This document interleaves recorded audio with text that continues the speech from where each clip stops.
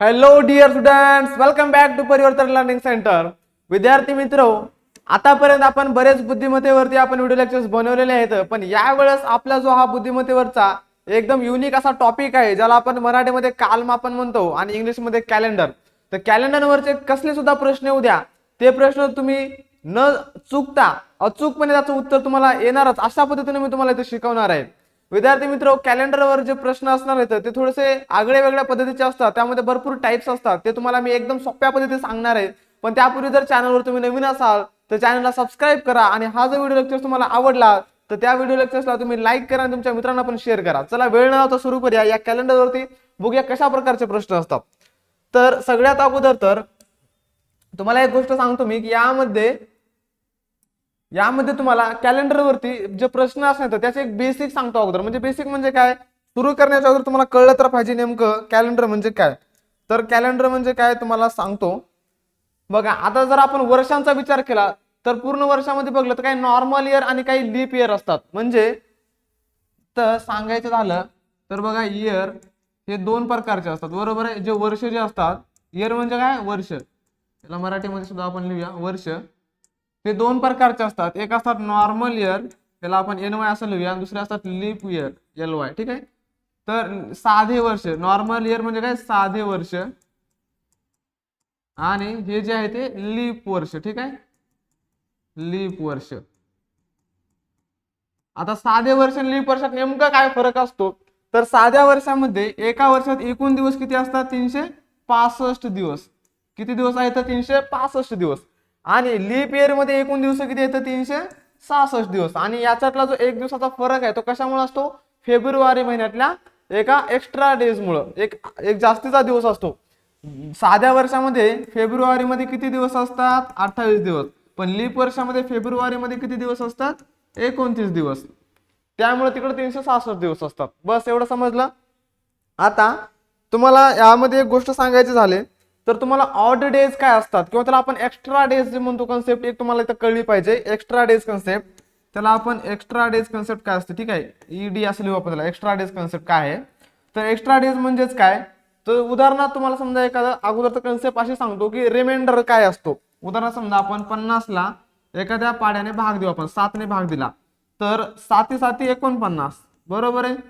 7ने भाग दिला त्यावेळेस काय उरला, 1 उरला. हा जो बाकी उरला रिमाइंडर, हा जो 1 उरला ना तो रिमाइंडर आहे. हा रिमाइंडर म्हणजे काय, एक्स्ट्रा. हा 1 उरला ना, जसं की समजा उदाहरणार्थ आपण हे जे 50 आहेत त्या 50ला आपण 7चे समान भाग केलं तर 1 बाकी उरतच आहे ना. तो एक्स्ट्रा म्हणजे काय, रिमाइंडर जो आहे तुम्हाला त्याला आपण एक्स्ट्रा डेज असं म्हणतो. तर तो एक्स्ट्रा डेज आपल्याला कन्सेप्ट समजून घ्यायचे आहे. तर या ठिकाणी एक्स्ट्रा डेज म्हणजे जर एखादा जर प्रश्न विचारला, समजा उदाहरणार्थ आज जर सोमवार असेल तर 25 दिवसानंतर कुठला वार असेल, किंवा डायरेक्टली विचारलं तुम्हाला 50 दिवसानंतर कुठला वार असेल. समजा आज प्रश्न विचारला तुमचा, आज जर सोमवार असेल, ठीक आहे, सोमवार असेल आणि 50 दिवसानंतर कोणता वार येईल, हा समजा प्रश्न आहे तुमच्यासाठी. कोणता वार असेल, तर हा प्रश्न सोडवण्यासाठी सोपीशी ट्रिक्स आहे. ती ट्रिक्स सांगतो तुम्हाला एक्स्ट्रा डेजची. याच्यामध्ये टोटल दिवस किती दिवसानंतर विचारलं तुम्हाला, 50 दिवसानंतर. तर हे जे एक्स्ट्रा डेज आहेत ते तुम्हाला काढावं लागतं. तर जे टोटल डेज आहेत, एक्स्ट्रा डेज काढण्याची ट्रिक काय आहे, जे टोटल डेज असतात, टोटल डेज डिवायडेड बाय 7. 7च का, तर एका आठवड्यामध्ये 7 वार असतात, 7 दिवस. टोटल डेज म्हणजे आपल्याला 50 दिवसासाठी का सांगितलेलं आहे, म्हणून इथे घेतलं आपण 50 भागिले 7. तर 7ने भाग दिला तर 7 7 49, 1 उरला. हा 1 म्हणजेच काय, तुमचा रिमाइंडर. मग जो रिमाइंडर आहे, आता तुम्हाला काय सांगलं, 50 दिवसानंतर म्हणजे पुढे जायचंय, 1ने पुढे. सोमवारच्या नंतर 1ने पुढे गेलं तर काय येणार, मंगळवार. सोमवारच्या नंतर जर 1ने पुढे गेलं तर काय येतो, मंगळवार. नंतर 50 दिवसानंतर जो वार असणार आहे तो कुठला असणार आहे, मंगळवार असणार आहे. म्हणजे कळला का तुम्हाला एक्स्ट्रा डेज कन्सेप्ट काय असते. टोटल डेज किती आहेत त्याला डिवायडेड बाय 7, 7ने भाग द्यायचा. त्यावेळेस जे बाकी उरतं त्याला रिमाइंडर म्हणतो आपण, आणि तो रिमाइंडर ऍड करायचा. जर दिवसानंतर विचारलं तर ऍड करणार, दिवसा अगोदर विचारलं तर मायनस करणार, वजा करणार. बघूयात आपण पुढे तसे प्रश्न येणारच आहेत. अजून काही बेसिक कन्सेप्ट यामध्ये आपल्याला क्लिअर करायचे आहे. या अगोदर याची जर स्क्रीनशॉट तुम्हाला हवी असेल तर स्क्रीनशॉट घ्या. आपण थोडंसं अजून पुढची कन्सेप्ट बघूया.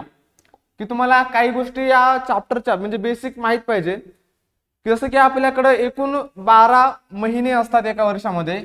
जसं समजा आपण त्याचे जर नाव लिहिले थोडक्यामध्ये, जानेवारी, फेब्रुवारी, मार्च, एप्रिल, मे, जून,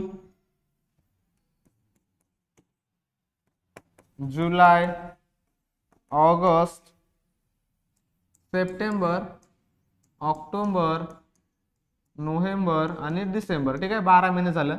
तर या महिन्यामध्ये कुठल्या महिन्यात किती दिवस असतात हे तुम्हाला माहित पाहिजे. त्यासाठी सोपीशी ट्रिक सांगतो तुम्हाला. जेव्हा तुम्ही अशी मुठ्ठी धरतील तर त्यामध्ये जे सगळ्यात वरचं जे टोक असतं त्याला 31 दिवसाचं मानायचं. म्हणजे जानेवारी पहिला महिना 31 दिवसांचा, बरोबर आहे, 31. त्यानंतर फेब्रुवारी बघा हा खाली गेला, बरोबर आहे, म्हणजेच काय तो 28 दिवसांचा असणार. नॉर्मल इयर असेल तर 28 दिवसांचा आणि लीप इयर असेल तर 29 दिवसांचा. नंतर मार्च बघा पुन्हा वर आला, म्हणजेच काय 31 चा. एप्रिल 30, मे 31, जून त्यानंतर 30. आता जुलै बघा इथं जानेवारी, फेब्रुवारी, मार्च, एप्रिल, मे, जून. जून खाली गेल्यानंतर जुलै कुठं आला वर 31 ला. जुलै 31 ला आला. त्यानंतर 31 नंतर परत सुरू इथं चालू आपण ऑगस्ट. ऑगस्ट सुद्धा वरच असणार, म्हणजे ऑगस्ट मध्ये सुद्धा 31 दिवस असतील. सप्टेंबर मध्ये 30, ऑक्टोबर मध्ये 31, नोव्हेंबर मध्ये 30, डिसेंबर मध्ये 31. म्हणजे एका महिन्यामध्ये कुठल्या महिन्यात किती दिवस असतात हे सुद्धा तुम्हाला माहित पाहिजे. ते समजल्याच्या नंतर आता आपल्याला कुठल्या महिन्यामध्ये किती एक्स्ट्रा डेज आहेत हे सुद्धा तुम्हाला समजायला पाहिजे. जेव्हा 31 ला 7 ने भाग देऊ आपण, ठीक आहे, इथं आपण करून बघूया. 31 घेतले आपण, 31 भागिले 7, 7 चोक 28, बाकी किती उरले 3. हे जे 3 आहे ते तुमचं रिमाइंडर, बाकी 3 उरले. म्हणजे जानेवारी महिन्यामध्ये किती एक्स्ट्रा डेज आहेत, 3 एक्स्ट्रा डेज आहेत, बरोबर आहे. इकडे आपण एक्स्ट्रा डेज लिहूया. एक्स्ट्रा डेज किती 3 जानेवारी मध्ये. मग फेब्रुवारी मध्ये किती एक्स्ट्रा डेज असणार, जर फेब्रुवारी 28 चा असला तर काय असतील 0 एक्स्ट्रा डेज. आणि जर फेब्रुवारी 29 महिन्याचा असेल लीप वर्षाचा तर त्यामध्ये 1 एक्स्ट्रा डेज असणार. तसंच 31 चा महिना असेल तर परत 7 ने भाग दिला तर काय 3 एक्स्ट्रा डेज असतील इकडं 30. आणि जर महिना 30 चा असेल बघा, 30 ला जर भागला आपण 7 न तर काय ना 7 1 7, 7 चौक 28, 2 उरले म्हणजे 2 हा रिमाइंडर असणार. आणि मग ह्याच्यामध्ये 2 एक्स्ट्रा डेज, बरोबर. 30 चा महिना असेल तर 2 एक्स्ट्रा डेज, 31 चा असेल तर 3 एक्स्ट्रा डेज, 30 चा असेल तर 2 एक्स्ट्रा डेज, ह्याच्यामध्ये 3 एक्स्ट्रा डेज, यामध्ये 3 एक्स्ट्रा डेज.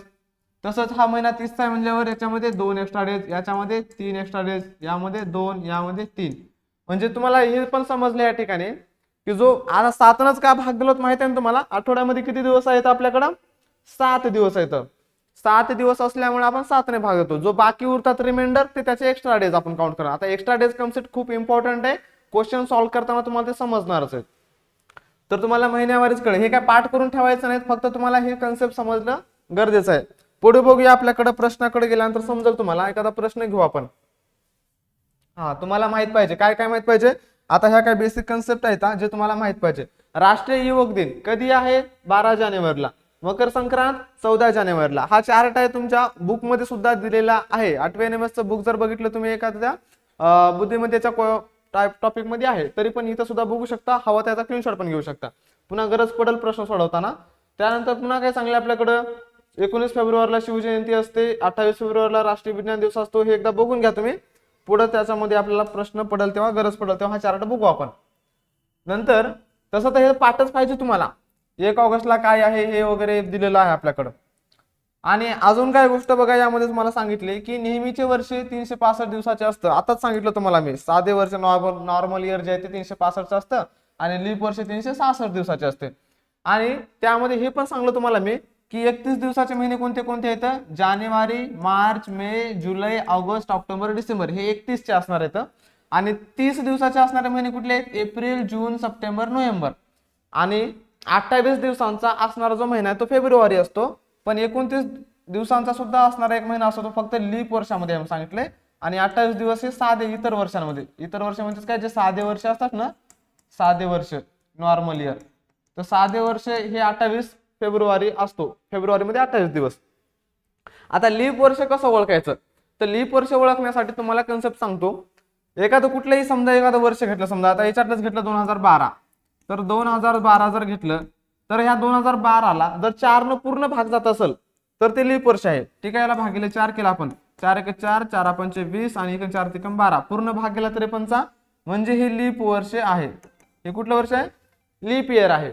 बट आता हे तर लीप इयर झालं, असं तुम्हाला ओळखायचं आहे. प्रत्येक वेळेस तुम्ही सगळ्या संख्येला भाग द्यायची गरज नाही. तुम्ही शेवटची ही टू डिजिट आहेत ना, त्या शेवटच्या 2 संख्येला जरी भाग दिला, तुम्ही पूर्ण भाग जात असेल त्या 2 संख्येला, तरी तुम्ही सांगू शकता भाग पूर्ण गेला तर लीप इयर आहे, जर जात नसेल तर ते नॉर्मल इयर आहे. त्यापैकीच आपण अजून दुसरी एखादी संख्या घेऊया, 2016. आता या 2016ला 4 न भाग देऊ आपण. 4 न भाग देताना पूर्ण संख्येला जरी न देता तुम्ही ह्या शेवटच्या 2 डिजिटला जरी समजा भाग दिला, शेवटच्या 2 अंकाला पूर्ण भाग गेला तरी ते लीप इयर म्हणून सांगणार. 4 1 4, 4 4 16, 4चा पूर्ण भाग गेलेला इथं, म्हणून हे काय असणार आहे? एक लीप इयर असणार आहे. ठीक आहे, हे काय एक लीप इयर आहे. म्हणजे ही इथून तुम्हाला जे दिलेले दिसतात या प्रत्येकामध्ये 4 4चा फरक आहे. म्हणजे लीप वर्ष प्रत्येक 4 वर्षानंतर येणार असतं. लक्षात घ्या, 12 नंतर 16, 16 नंतर 20, 20 नंतर 24, 24च्या नंतर 2028 हे काय असणार? लीप वर्ष असणार. म्हणजे प्रत्येक 4 वर्षांना जो असणार आहे लीप वर्ष असणार असतं. आणि नॉर्मल इयर जे लक्षात घ्या, जर त्याचं शतक वर्ष असतील, म्हणजे असं 1300 1400 1500, अशा वेळेस शेवटी तर 2 डिजिट किंवा या संख्येला जर बघितलं 4 न भाग द्यायचा नाही. शतक वर्ष असेल तर त्याला 400 ने भाग द्यायचा. जसं की समजा 1300 आहे, या 1300ला जर आपण घेतलं, हे 1300 याला भाग गेले काय करायचं? 400 करायचं.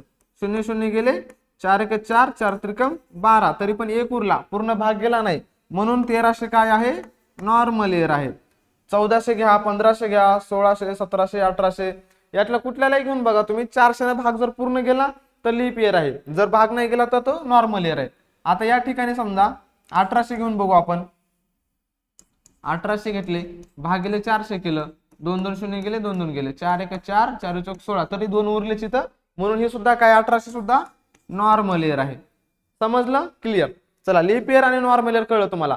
लीप इयर काढायचं असेल तर त्याला काय करायचं? 4 ने भाग द्यायचा. आणि ते जर असं शेवटी 0 0 असणार आहे, शतक वर्ष जर असतील, सेंचुरी असं, तर 400 ने भाग द्यायचा.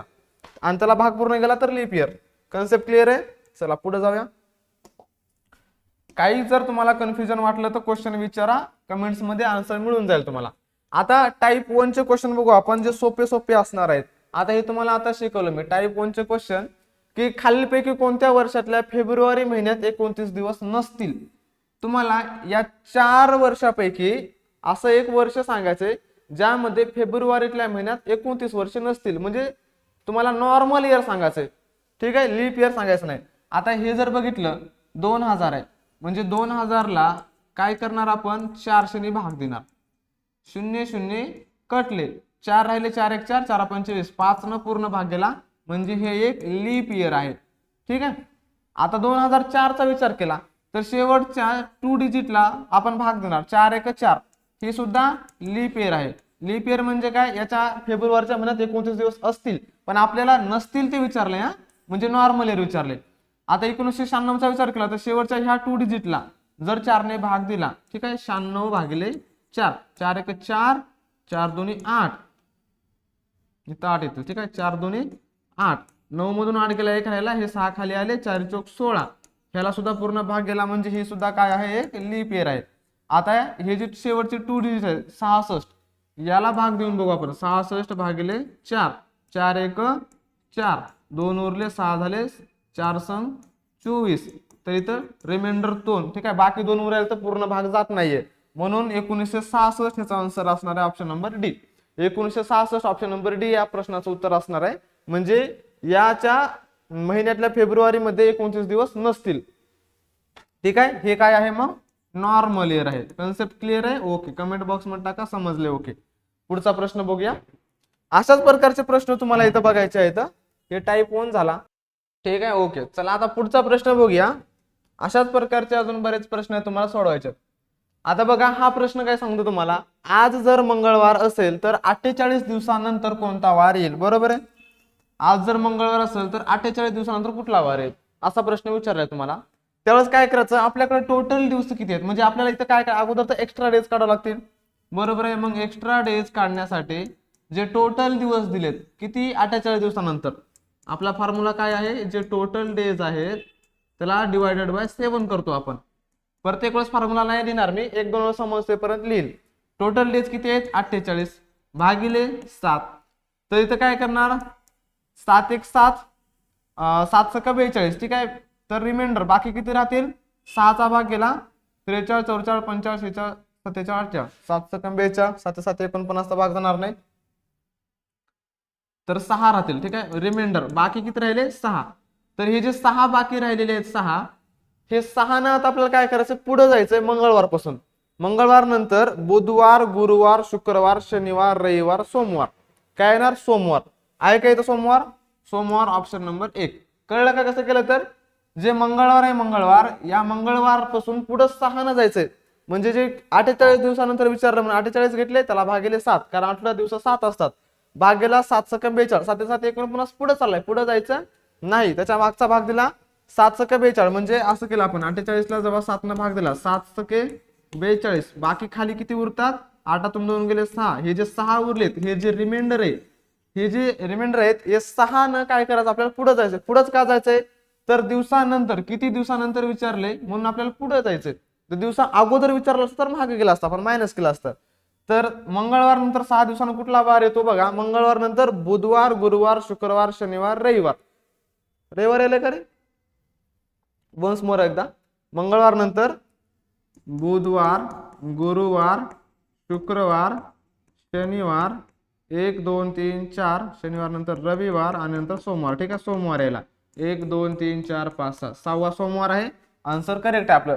फर्स्ट कळलं का कसं केलं तर चला अशाच प्रकारचा नेक्स्ट एक क्वेश्चन सोडू आपण त्याचा आन्सर सांगा तुम्ही काय तर. तर आता बघा आज जर बुधवार असेल तर 123 दिवसां अगोदर आता इथं अगोदर विचारलंय दिवसां अगोदर म्हणजे तुम्हाला जे काही बाकी रिमाइंडर ते तुम्हाला मागं जायचंय त्या वारानुसार 123 दिवसां अगोदर कोणता वार येईल विचारलंय. चला आन्सर सांगा फास्ट मध्ये कोण करताय आन्सर बघू अगोदर. चला बघा याचा आन्सर काय येते तर सांगा सांगा लवकर. ठीक आहे काय करायला लागेल आपल्याला टोटल डेज किती दिलेत आपल्याला. ठीक आहे एक्स्ट्रा डेज काढण्यासाठी काय करणार आपण एक्स्ट्रा डेज साठी आपल्याला टोटल डेज किती दिलेत. टोटल डेज आहेत आपल्याकडं 123. ठीक आहे 123 ला काय करणार आपण 7 ने भाग देणार त्यावेळेस जसं इथं करून बघू आपण 123 भागिले 7 7 1 7 5 राहिले 3 खाली घेतले 7 7 49 किती उरले 4 उरले. हे जे 4 उरलेत हे रिमाइंडर. ठीक आहे बाकी 4 उरले 4 रिमाइंडर आहेत. तर आता काय करणार तुम्ही 4 दिवस मागं जाणार म्हणजे 123 दिवसां अगोदरचं विचारले तुम्हाला. जर नंतरचं विचारलं असेल तर पुढे गेले असते मग 4 दिवसांना काय करणार मागं जाणार वजा करणार तुम्ही 4 दिवस या वार मधून बुधवार मधून मागं जायचंय. बुधवारच्या अगोदर जर आपण गेलं तर बुधवार अगोदर काय येतो आपण काढून घेऊ इथं बघा सोम मंगळ बुध. ठीक आहे बुधवारच्या आधी जायचं म्हणजे 1 2 सोमवार नंतर अगोदर काय येतो रविवार शनिवार बघा 1 2 3 4 4 दिवस महाग आला म्हणजे शनिवारला. शनिवार ऑप्शन मध्ये कुठे दिसतंय का ऑप्शन नंबर 3. तर ऑप्शन नंबर 3 या प्रश्नाचं उत्तर आहे शनिवार. ठीक आहे ऑप्शन नंबर 3 या प्रश्नाचं उत्तर आहे शनिवार. कळलं कसं केलं तर टोटल डेज किती दिलेत आपल्याला ते टोटल डेज घेतले डिवायडेड बाय 7 केलं. भाग जो जातो आणि जो बाकी उरतो तो बाकी किती उरतो त्याच्यावर सगळा खेळ आहे. जो रिमाइंडर आहे ना त्याच्यावर सगळा खेळ आहे. दिवसानंतर विचारलं तर त्या वारापासून तेवढे दिवस पुढे जायचं. जर दिवसां अगोदर विचारलं तर त्या वारापासून तेवढे दिवस मागे यायचं. ठीक आहे कन्सेप्ट क्लिअर पाहिजे क्वेश्चन काही अवघड जाणार नाहीत एकदा त्याचा फॉर्म्युला समजला की. आता थोडंसं अजून पुढच्या टाईपचा प्रश्न बघू आपण थोडंसं वेगळा टाईप. आता टाईप 2 चे जर क्वेश्चन बघितले आपण तर हे थोडेसे वेगळे आहेत. ठीक आहे टाईप 2 चे क्वेश्चन. आता यामध्ये काय दिले माहिती आहे का सेम मंथ आहे म्हणजे एकाच वर्षातला सेम मंथ आहे त्याच महिन्यामध्ये दिलेले आहे. तुम्हाला टोटल डेज इथं दिलेले नसणार आहेत. काय विचारलंय 1 मार्चला मंगळवार असेल तर 23 मार्चला कोणता वार असणार. बरोबर आहे पहिलं तर काय दिलं आपल्याला 1 मार्चला कुठला वार दिलाय मंगळवार दिलाय. विचारलंय काय तुम्हाला 23 मार्चला कोणता वार असेल. बरोबर आहे हा प्रश्न आहे तुम्हाला. मग 1 मार्च पासून 23 मार्च मध्ये एकूण टोटल डेज किती आहेत हे तुम्हाला काढावं लागतील. कसं काढणार तुम्ही टोटल डेज असं मोजत मोजत जाणार तर लय वेळ लागेल. काय करायचं 23 मधून 1 वजा करा 23 वजा 1 उरले 22 हे 22 तुमचे काय टोटल डेज आहे. त्याला काय करतो आपण डिवायडेड बाय 7 भागिले 7 कारण आठवडा दिवस 7 आहेत म्हणून भागिले 7 करतो. भाग दिला 7×21 एक बाकी उरला, हा एक जो उरला तो काय तुमचा रिमाइंडर आहे. मग तुम्हाला विचारले 1 तारखेनंतर 23 पर्यंत म्हणजे पुढं प्लस करणार तुम्ही. मग एक दिवस पुढे जाणार तुम्ही, जो कुठला वार दिलाय म्हणजे मंगळवार नंतर एक दिवस पुढे गेलात तर कुठला वार भेटणार, मंगळवार नंतर बुधवार. म्हणजे या प्रश्नाचा आन्सर काय असणार, बुधवार. Option number C. Option number C बुधवार. कळलं ना कन्सेप्ट कसं कराल ते आपण. आता त्या ठिकाणी तर तुम्हाला टोटल डेज दिलते, पण या प्रश्नामध्ये एकूण टोटल डेज दिलेत का, नाही दिलेत. तर टोटल डेज आपण काढले त्या महिन्यामध्ये किती टोटल डेज आहेत. तर जर ते आपल्याला पुढची तारीख विचारली तर त्याला आपण त्या जो काही रिमाइंडर आहे त्यांना अधिक न पुढे जाणार एक दिवस. जर त्याच्या मागची तारीख विचारली असेल तर मागे येणार. बघू आता त्या टाईपचा एखादा क्वेश्चन, त्याचा आन्सर सांगा.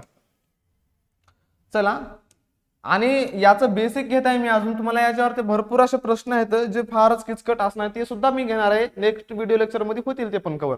आता बघा काय विचारले, 25 एप्रिलला जर शनिवार असेल तर 2 एप्रिलला कोणता वार असेल. काय दिले तुमच्याकडे, 25 एप्रिल. 25 एप्रिलला काय आहे, शनिवार आहे. विचारले काय, 2 एप्रिलला. 2 एप्रिलला कोणता वार असेल. आता तुम्हाला पुढची डेट दिली अगोदरच 25 एप्रिल, आणि मागची डेटला कुठला वार असेल हे विचारले. मग काय करणार तुम्ही, एक तर तुम्हाला टोटल डेज काढावं लागतील. 25 मधून 2 गेले, 25 वजा 2 किती दिवस राहिले, 23. 23 ला आपण डिवायडेड बाय किती करतो, 7. 7 ने जर भाग दिला तर 7×21 22 23, जो 2 बाकी उरले हे रिमाइंडर आहेत.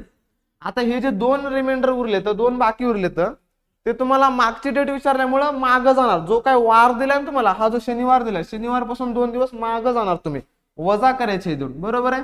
तर शनिवारच्या अगोदर कुठला वार येतो, शुक्रवार गुरुवार. 2 दिवस मागे गेलं तर गुरुवार हे आपलं राईट आन्सर असणार आहे. ठीक आहे, ऑप्शन नंबर डी. कळलं का कसं केलं. तर टोटल डेज दिले नसतील तर टोटल डेज काढले. जर तुम्हाला डेट जी दिली त्यापेक्षा पुढची डेट विचारली, जो बाकी उरलाय त्याच्या पुढे जायचं. जर त्याच्या मागची डेट विचारली तर मागे यायचं. Is that clear, okay. चला पुढचे प्रश्न बघू. अजून अशाच प्रकारचे प्रश्न तुम्हाला इथं सोडवायचे आहेत. आता या प्रश्नामध्ये जर विचार केला तर इथं काय दिलं बघा, same year but different month. म्हणजेच काय, वर्ष तेच असणार आहे, त्या वर्षातले वेगळे वेगळे महिने असतील. बरोबर आहे. म्हणजे एखाद्या वर्षातला समजा 2001 हे वर्ष आहे, त्याच वर्षामध्ये तुम्हाला जर समजा 18 जूनला काय समजा 2001 दिलाय, 18 जूनला जर शुक्रवार आहे म्हणून सांगितलंय, तर त्याच वर्षातल्या 22 नोव्हेंबरला कोणता वार असणार. आता तर लय खूप मोठा झाला नाही तर. चला बघूया आपण दिलंय काय अगोदर तर प्रश्नात बघू आपण. 18 जून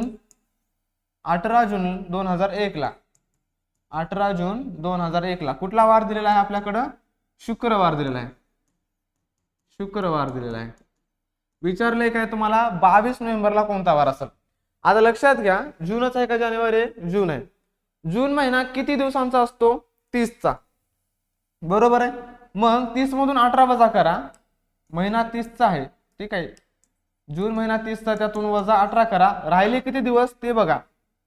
या दिवशी शुक्रवार आहे, आपल्याला माहित आहे शुक्रवार आहे. 30 मधून जर 18 गेले तर राहतात आपल्याकडं 12, म्हणजे 12 दिवस राहतात. त्यानंतर जून नंतर काय आहे, जून नंतर जुलै, ऑगस्ट, सप्टेंबर, ऑक्टोबर, नोव्हेंबर. ठीक आहे, एवढ्या महिन्यापर्यंत, नोव्हेंबर पर्यंत यायचं ना आपल्याला. तर जुलैमध्ये एकूण किती दिवस असतात, 31 दिवस. ऑगस्ट मध्ये 31 दिवस, सप्टेंबर मध्ये 30 दिवस, ऑक्टोबर मध्ये 31 दिवस, आणि नोव्हेंबर मध्ये आपल्याला किती तारखेपर्यंत जायचंय, 22 तारखेपर्यंत. म्हणून इथे घेतले आपण 22. आता जेवढे काही दिवस दिलेत त्याची टोटल करायची, कारण आपल्याला टोटल डेज माहित पाहिजे ना एक्स्ट्रा डेज काढण्यासाठी. तर टोटल डेज काढताना यांची सगळ्यांची काय ऍडिशन, 2 आणि 1 3 आणि 1 4 आणि 1 5, 5 आणि 2 7, 7 ला 7.